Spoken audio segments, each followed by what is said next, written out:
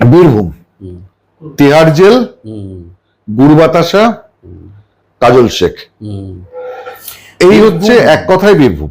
বীরভূম এবং বোলপুরকে কাছাকাছি নিয়েই আলোচনা করা যায়, তার কারণ দুটো আসনেই একজনের ছায়া দীর্ঘতর হতে হতে এবারে কিন্তু ছায়াটা মিলিয়ে গেছে।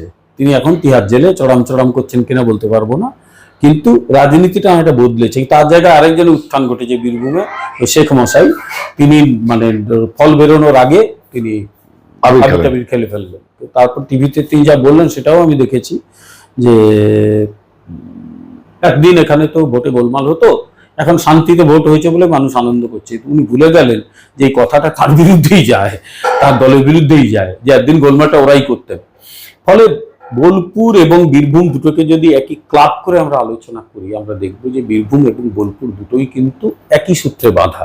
বোলপুরে ডেফিনেটলি তৃণমূলের শক্তি বেশি, অনেকদিন ধরে ওরা জিতে আসছে, কিন্তু বোলপুরে শান্তিনিকেতনকে কেন্দ্র করে যা যা কিছু অবাঞ্ছিত ঘটনা ঘটেছে সেটা একটা সমস্যা ছিল।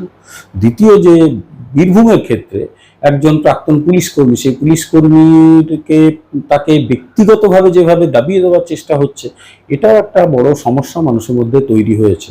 ফলে কেষ্টমণ্ডলে থাকা না থাকা এই দুটোতেই কিন্তু তার ভূমিকা পালন করবে, বোলপুরে বেশি করে করবে, কারণ কেষ্টমণ্ডলে ওটা হচ্ছে খাস তালুক। বীরভূমেও তিনি দাপিয়ে বেড়াতেন, ফলে তিনি চলে গেছেন, নতুন নেতৃত্ব উঠে আসছে। এই যে ইন্টার পিরিয়ডটা, আদৌ আর তৃণমূলে ওই নেতৃত্ব উঠে আসতে পারবে কিনা কেউ জানে না, কিন্তু ইন্টার পিরিয়ডটা কিন্তু তৃণমূলের পক্ষে খুব ভালো সময় নয়, একটু ক্রাইসিসের সময় তো বটে, এবং তার একটা এফেক্ট পড়বে। শাসক দল কিন্তু এখনো সভাপতি পদ থেকে সরায়নি, তো ওই জন্যই নামটাকে এখনো ব্যবহার করতে চাইছে। আর ইলেকশন আগে হঠাৎ করে দেখা গেল তার বাড়ির উপরে নাম লেখা, মানে হনুমানের পতাকা উঠছে, তাহলে এইগুলো বিচিত্র কাণ্ড কারখানা হচ্ছে আর কি। এগুলো মানে কোন রকম হাওয়া বদলে কোনো ব্যাপার, এগুলো বিভ্রান্তি তৈরি। কারণ উনি যে জেলে আছেন, জেল থেকে কবে বেরোবেন কেউ জানে, তার বাড়ির সামনে এরকম গেরুয়া পতাকা উঠছে কেন, উঠছে মানুষের কাছে একটা বিভ্রান্তি তৈরি করা। এখন আমি বললাম না, এটা একটা ইন্টারিম ফেজে রয়েছে, একটা নেতৃত্ব চলে গেছে, নতুন একটা নেতৃত্ব আসছে। এই দুটো সিটের ক্ষেত্রে কি হতে পারে?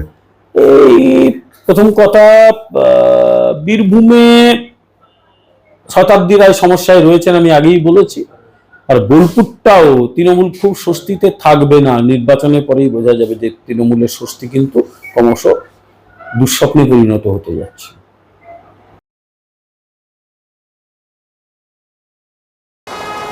হ্যাঁ, ফটো তোল, এটা আমাদের দেশেরই জিনিস, আমাদের দেশের লোকেরা বানিয়েছে, আর আমাদের ভোটের তৈরি এই বন্দে ভারত।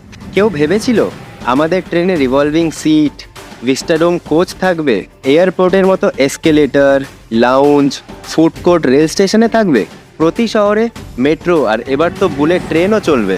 আর জানিস তবু মোদিজি কি বলেন, এইটা তো সবই ট্রেলার। লাইফ ইজি করে দিয়েছেন মোদিজি, আর এবার আমরা ওনার জয় ইজি করব। ওয়ার্ল্ড ক্লাস ফেসিলিটি দেওয়ার গ্যারেন্টি মোদিজির, আর মোদিজিকে ভোট দেওয়ার গ্যারেন্টি আমাদের।